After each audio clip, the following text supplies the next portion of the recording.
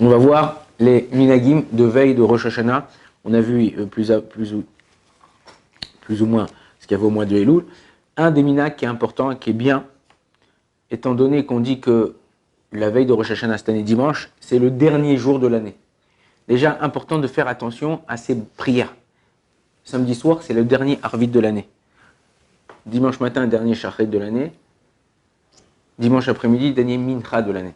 Faire attention. Essaye de faire avec kavana. Pensez bien, doucement, prends un peu plus de temps. Ah ouais, mais c'est de l'hypocrisie. Non, c'est pas de l'hypocrisie. Akadosh Baruch Hu, j'ai dit, Ba'asher ou Sham. Akadosh Baruch Hu juge au moment où tu es. Et on dit, Akol Oler Lefi Achatum. Tout va d'après la signature, d'après ce que tu termines. On termine l'année d'une certaine façon. Il y a des gens, il y a quelqu'un qui m'a appelé hier de France. Il a dit j'en peux plus et tout. J'ai l'impression que ça se termine pas. C'est quelqu'un qui a des galères. Et la Gemara elle dit dans ma Sechet Rosh Hashanah, Kol Shana Sherash Besofa, toute année qui est pauvre en sa fin d'année, Ashira Betrilata, elle sera riche en début d'année. Dire que les Chamis expliquent que toute personne qui ont eu des galères, trucs, à Kadosh Baruch Hu, il faut savoir qu'on est dans une période où maintenant, là, veille de Rosh Hashanah, à Kadosh Baruch Hu, il fait, quand tu vas à Carrefour, ouais, tu vas au Sherad, tu vas acheter tes courses, t'as mis, tu remplis ton caddie, tu fais plus ou moins le compte de ce que tu as fait, ou bon, tu achètes ce que tu as besoin, tu passes en caisse et fait, tilit, tilit, tilit, tilit, après sur le ticket. 1200 shekels, monsieur. Tu savais que tu allais payer à la fin. Ok. Tu savais que tu allais payer à la fin. Tu n'allais pas sortir comme ça. Monsieur Ocharad, le chassid de Gour, il a dit aujourd'hui, c'est la veille de Rosh Hashanah, cadeau pour tout le monde. Non, il ne va pas dire ça. Tu passes à la caisse, tu payes. C'est la même chose. Là, on est veille de Rosh Hashanah. C'est le jour où on passe à la caisse. Là, Kadosh Baruch Hu, il fait les comptes de tout le monde. On dit Kulam. Ovrim, les femmes, tout le monde passe devant Kadosh Baruch Hu. Kemene Marom, ça veut dire comme quand on fait passer un troupeau un par un pour compter combien il y a et qu'est-ce qu'ils ont fait, qu'est-ce qu'ils n'ont pas fait. Kadosh Baruch Hu est en train. Donc là, on met le maximum veille de Rosh Hashanah. Tes prières. Deuxième chose, veille de Rosh Hashanah, c'est bien. Il y a le minag. Alors on doit prendre le jeûne, pour ceux qui n'ont pas l'habitude, le Shabbat après-midi dans Mincha, de dire qu'on va jeûner. Il y a des gens qui jeûnent. Tu peux jeûner, il y en a jusqu'à Chatzot, tu peux jeûner jusqu'à après Mincha. Il y en a qui jeûnent toute la journée. Ils rentrent dans Rosh Hashanah en train de jeûner. Cette année, c'est plus facile. Tu as bien mangé Shabbat, c'est dimanche. C'est comme les jeûnes par intermittence, là, ça te fait du bien à ton corps. Bon, là, c'est bien. Pourquoi? Alors, pourquoi il faut faire attention de essayer de boire un petit café le matin ou manger un petit truc le matin avant l'aube? Nous, les Sfaradim, boire, il n'y a pas de problème. Manger, s'il faut faire une condition. D'après la halakha, il faut faire un tnaï. Une condition de dire si je me lève avant l'aube, manger. Pourquoi c'est bien ou vaut mieux? Parce que le minag des goïms, c'est de jeûner avant leur jeûne, comme ça rapporte le Mishnah Bora. Le minag des goïms, c'est de manger, c'est de jeûner avant leur fête.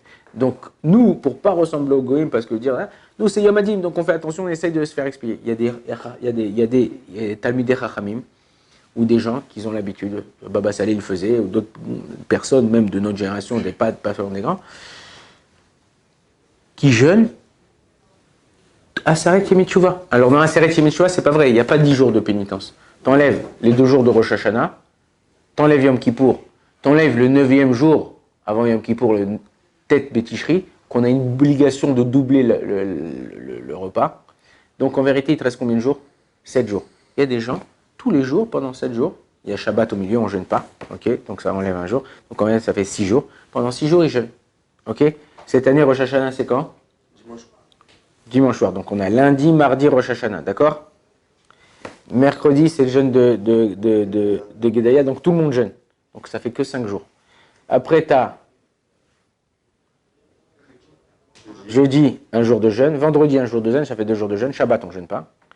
Dimanche, 3. Lundi, mardi, et après c'est le jeûne après c'est Kippour. Et mardi, on a un truc. Donc en vérité, on a vraiment quelques jours de jeûner. On dit que là c'est important de faire attention, de mettre le maximum de notre côté pour avoir les oreilles. Pas, je vous ai dit, là c'est,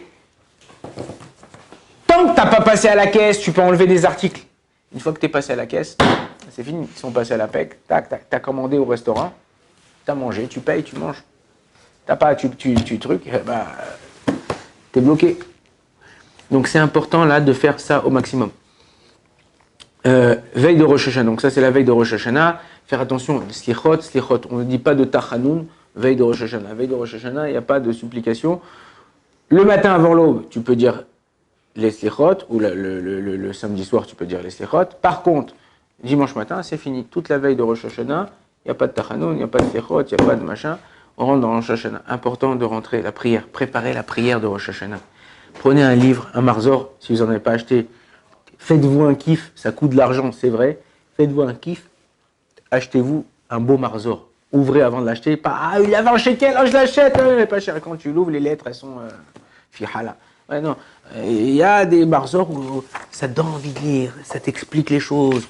Il y a des petites explications qui te donnent du chizouk. Je me rappelle, moi, quand j'étais bachour, il venait de sortir, il commençait à sortir les marzorim de Kisar Hamim et tout ça. Et là-bas, dans Kisar Hamim, il y a Shlimut Alev.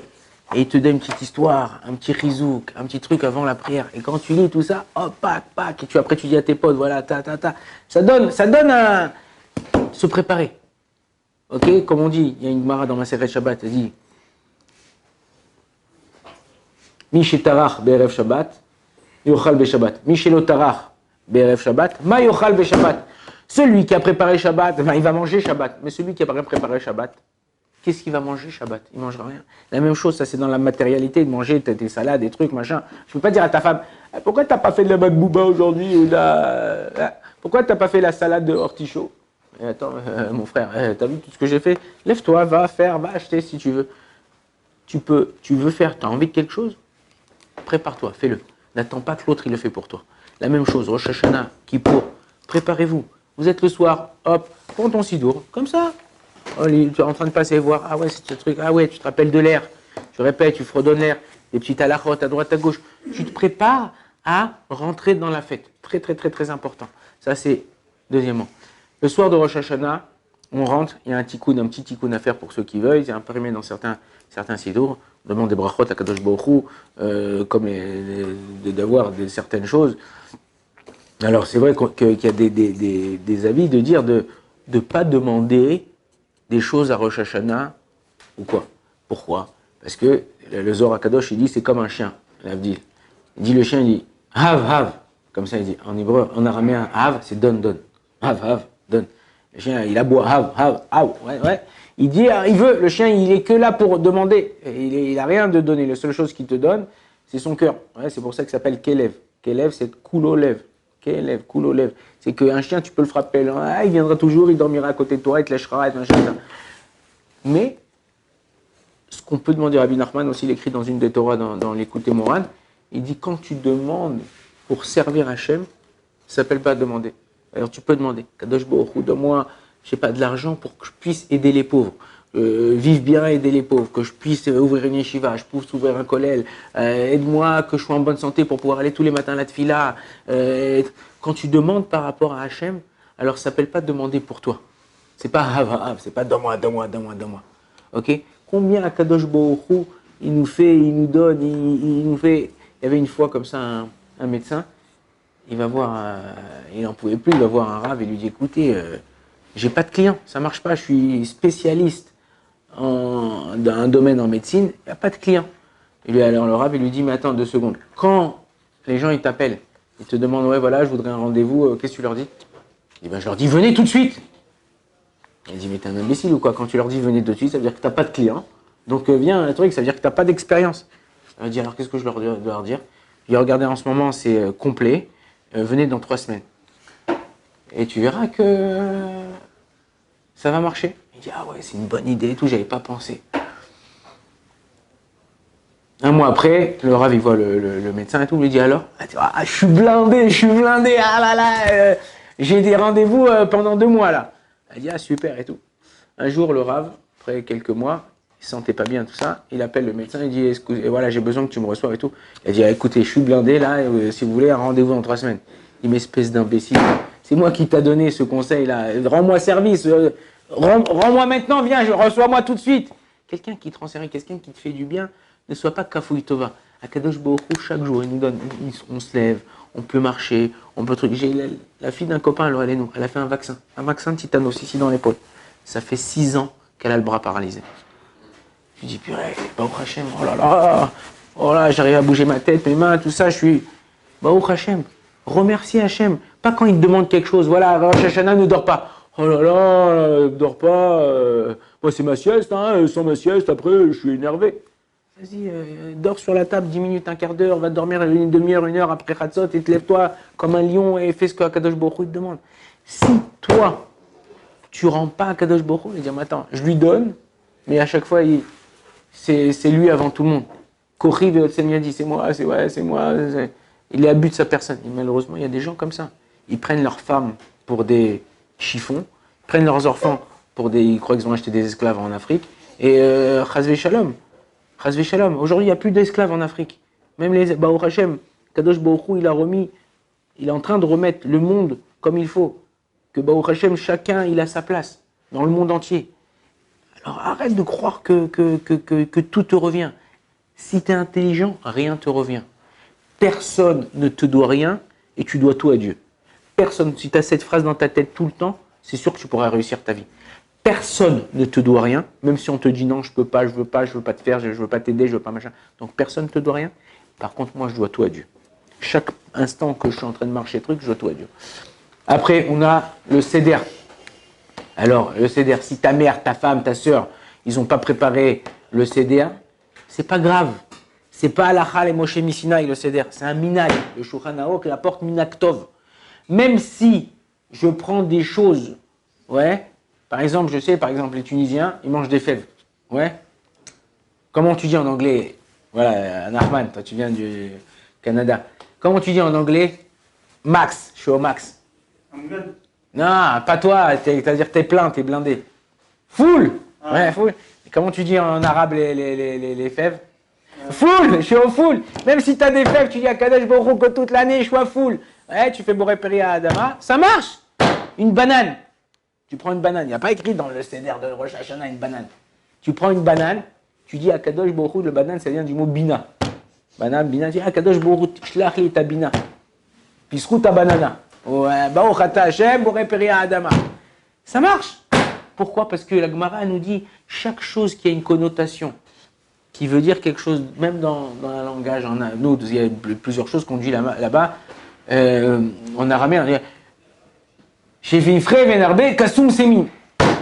Quand on se multiplie, qu'on a comme le sésame. Tu crois que tu l'as pris pour Alibaba ou quoi? Sésame, ouvre-toi, mon frère. Non, c'est quoi? C'est que chaque chose qui a une connotation avec notre langage à nous, on peut le prendre. Ils ont oublié il y a un CDR, c'est vrai, on appelle ça en français la feuille de miel. Ouais, la feuille, c'est la feuille de Rosh Hashanah où il y a les brachot. Mais ok, c'est le minag. Mais si tu as envie de prendre autre chose qui te rappelle ou qui te donne une connotation avec un mot qui te donne une bracha, tu peux le faire. Il n'y a pas de problème. Moi, je connais des gens, ils disent, ils mangent de l'ananas. Il dit, Shié lanou nissim kol hashana. Baruch ata Hashem el rien boré péri à ananas, à Adama. Ouais, ils font la bracha. Pourquoi? Parce que le ananas, ça vient du mot nes. Il y a le mot nes dedans. Donc, on fait que ça fait des nissim. N'importe quel mot qui a quelque chose, les gens, non. Quoi? Moi, je connais des gens, lo alenu, lo alechem. Au lieu que ça soit Rosh Hashanah, c'est Gmar Hashanah. Il a terminé sa femme, lo alenu. T'as pas fait ça, ma mère elle avait l'habitude de faire ça, et comment va se passer notre année? Sache que c'est ça le minag, de faire ça, c'est un minag, c'est même pas une halakha dans le Shulchan Aruch. Toi, t'énerver, c'est deoraita. Te mettre en colère, prendre la tête, c'est deoraita. Donc, en fait, toi, ce que tu es en train de faire, c'est toi-même qui es en train de te pourrir ton année. Tandis que si tu l'as pas fait, c'est pas grave, chérie, t'as pas fait. C'est pour le bien, on va faire autre chose. Ça, c'est pas fait, t'as pas fait, c'est pas grave, on va faire autre chose. Pourquoi je vous dis ça? Parce que le fait de vivre comme ça, de voir comme ça, ce qui se passe, c'est que toi, au lieu d'engendrer une sale année, de fait d'être joyeux, d'être content de ce qu'il y a, tu t'engendres une bonne année. Donc il faut arrêter de se plaindre. Après, le soir, donc on va dormir, essayez de pas trop manger normalement sans être full. Ouais, allez dormir. Tu n'arrives pas à te lever, mais un réveil le matin tôt. Si tu arrives à te lever l'aube, c'est à peu près 5h10 en Israël, à Jérusalem à peu près. Lève-toi un peu avant, à 5h, hop, sois frais, tu peux aller au mikvé. Va au mikvé avant Rosh Hashanah, avant la prière. C'est important d'aller au mikvé, veille de Rosh Hashanah. Le matin, tu pries au net si tu peux. Il n'y a pas de prière de net dans ta communauté. Commence à lire Tehillim. La prière, elle arrive. Tu as au moins lu au moins un quart, la moitié du Tehillim. Tu fais ta prière, fais Kavana, maximum, parle avec personne, ton talit sur la tête, tu mets des œillères, ni à droite ni à gauche. Tu fais ta prière, tu pries pour Dieu. Tu es Kulo Lachem entièrement pour Akadosh Baruch Hu. Tu rentres à la maison, après le shofar. Shofar, le premier jour, c'est Deoraita. Premier jour, le sonnet shofar, c'est Deoraita. Bezrat Hashem, on va voir la chod de shofar ensemble. Quand c'est qu'on peut s'arrêter, qu'est-ce qu'on peut s'arrêter? Il y en a qui font des vidouilles. Vidouilles, ils font tachanou. On ne fait pas de tachanou dans Rosh Hashanah. Il y en a qui font le vidouille sans parler, avec les yeux. Et là, tu n'as pas besoin de taper sur ta poitrine, tu n'es pas obligé. Juste en regardant les yeux, pas sortir parce qu'on n'a pas le droit de faire de F-sec on n'a pas le droit de parler au moment de la sonnerie du chauffard. Important d'apprendre les sonneries. 3 jvarim, Kia, 3 jvarim, Tashrat, Tarat, tout ça, tous les sortes de sonneries qu'on fait, dans quel ordre, et si on s'est arrêté, s'il a mal sonné, comment faire pour ça, tout ça c'est à la chose qu'on verra Bezrat Hashem. Tu rentres à la maison, kiff, joyeux, le sourire à un truc, le sourire au visage, parle avec tes enfants, ta femme, raconte-leur une petite histoire, un petit truc, un petit moussa, un petit machin, chanter. Mitzvah aussi, c'est pas parce que c'est Rosh Hashanah, tout ça, qu'on doit être rasra, truc. L'après-midi, on a premier jour de truc, même si c'est Shabbat, c'est pas Shabbat, et l'après-midi de premier jour de Rosh Hashanah, on fait tashlir. La femme, elle n'est pas obligée de faire tashlir, si elle veut le faire, t'avoue aller à bracha, mais elle n'a aucune obligation. Ok, elle peut faire même à la maison. S'il va voir dans la synagogue mélanger les hommes et les femmes, et l'autre il va parler avec la femme de l'autre et de ça, vas-y reste chez ta mère, chacun chez soi et Dieu pour tous. Ok, mais sinon tu vas à la synagogue, c'est bien de faire dans un endroit où il y a des poissons. En général, avant Rosh Hashanah, ils apportent un endroit avec des poissons, un aquarium, un truc machin, et on fait tashlir ceux qui peuvent aller. Ceux qui habitent dans le 19e à côté de, par exemple, à côté de la mer ou à côté de la Seine, là-bas, et tu peux aller, mais non, le truc c'est qu'il faut faire très attention. En Israël, il y a des rouves, mais quand tu arrives à la mer, il faut faire attention, c'est carmélite, c'est pas un endroit où il y a un hérouf, donc tu peux pas porter rien à voir dans la poche. Les Israéliens, ils ont l'habitude d'avoir des choses dans les poches, ils sont sommaires sur le hérouf. En France, il n'y a pas du tout de hérouf, donc tu prends ni ton sidour, ni ton truc, machin. Le tachir, c'est une phrase. Tous les akdamot du Zohar, du machin, de ça, c'est des qui ont été ajoutés par le Chida, par des trucs. Mais en vérité, donc, il faut faire attention. Soir, pareil, rebelote. Fais le soir de Rosh Hashanah, la tfila. Le lendemain, deuxième jour de Rosh Hashanah, pareil. Tu peux aller au mikvé, pareil, tu vas au mikvé, tu peux pas le tirer après. Le deuxième jour, c'est la sonnerie du chauffeur des Rabbanan. Essayez aussi le premier jour et le deuxième jour terminer le Tehillim. Celui qui arrive à terminer, comme je vous dis, le Tehillim 2 fois, c'est bien. Dans le Tehillim, il y a 150 psaumes. 2 fois 150, ça fait 300. C'est le même gematria que Kaper. Okay, Kaper, c'est pardonner. Akadosh Baruch Hu, il nous pardonne toutes nos fautes, Bezrat Hashem. Et que Akadosh Baruch Hu donne Shana Tova Mtuka et qui nous donne la bracha à chacun. Amen. Où qu'il soit, quoi qu'il fasse, et qui nous fasse venir très bientôt le Mashiach, Bezrat Hashem. Amen. Amen.